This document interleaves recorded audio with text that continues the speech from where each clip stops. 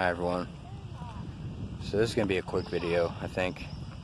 I'm going to start it with a quote by Aristotle. He said, "It's the mark of an educated mind to entertain a thought without accepting it to be truth." And that's a powerful quote. Let me touch on it a little bit.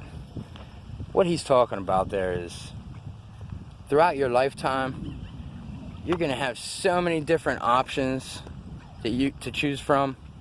What religion you want to roll with, what groups, what cliques. You know, through high school, everybody joins them, the jocks and the smart kids and all that. You know, throughout your life, you're going to be presented with all kinds of options.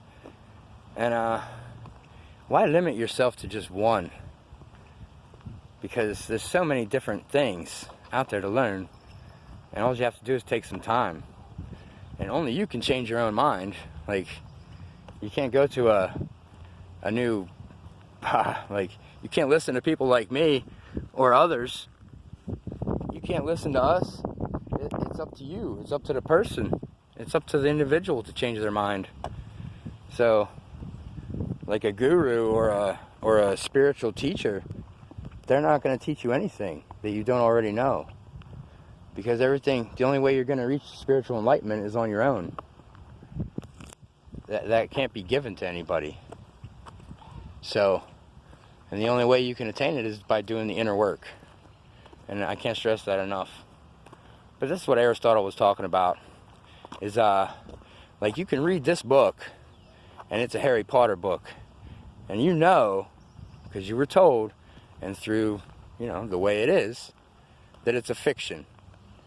But then you'll read the Bible, and then other countries will read the Bhagavad Gita, or there's so many different ones. There's so many different ones. All these different cultures and religions, and they all have their one book.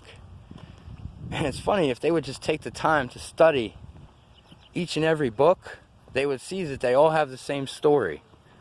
This is why the Christians called it the greatest story ever told, the Bible, because it is. It's all the ancient stories from way back, and they just copy everything.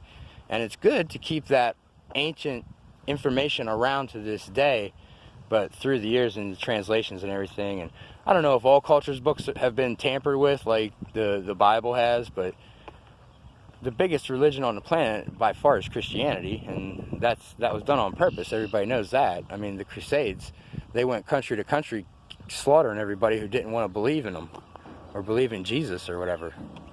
Yeah, so yeah, and that's still going on today. That's behind the scenes kind of stuff, dark web, whatever you want to call it. But yeah, there's people out there that are still into this kind of stuff.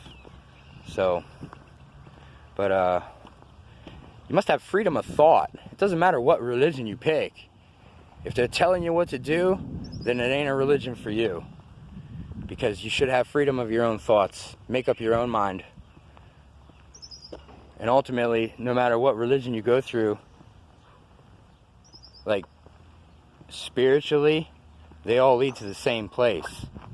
And that's going to tell you to look from within. Because that's where God is. So, they all say the same thing. But nobody will believe that stuff. Instead, they'll make a bunch of statues and, you know, go to their churches and abide by all the rules from a book that they don't know anything about. But I don't know. Just you don't have to believe everything you read. Everything. Question some things. And during this time period right now, there's a giant shift going on where people are starting to figure things out. So, you know, you read that the ancient Sumerians had the flood story way before Christianity and Noah. The guy's name was Ushnapishni or something like that, and he was the only one saved from the flood, from the great deluge. That's Sumerian cuneiform. That's like the original stuff from ancient times. But you'll skip right over them, and then Egyptian culture came after that, and you'll skip right over that too, and say like, nah, the Catholic Church put the Bible together and that's the real book of God. No, all books are books of God. if you really think about it, you want to get into the nuts and bolts of it. All books, all writings, all fictions and non-fictions are all spiritually induced. They have to be. It's where your imagination comes from. It's not brain science. It's not rocket surgery. But yeah, I'm gonna let you go with that. I hate getting into religion, man, but it seems like there's such an easy target for the people who've been brainwashed on this planet for so long. And it's just irritating, because there is a better way. You know, here's something to think about.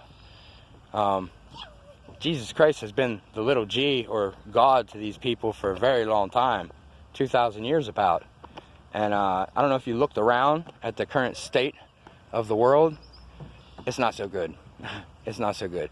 Now, I know the Bible said that, you know, this isn't his land to give, but, you know, he also said that he's leaving and he bounced.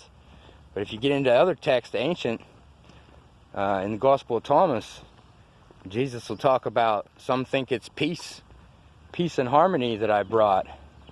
And that ain't why he came. He came to separate. He came to create division. He came with a sword and fire to put upon the earth.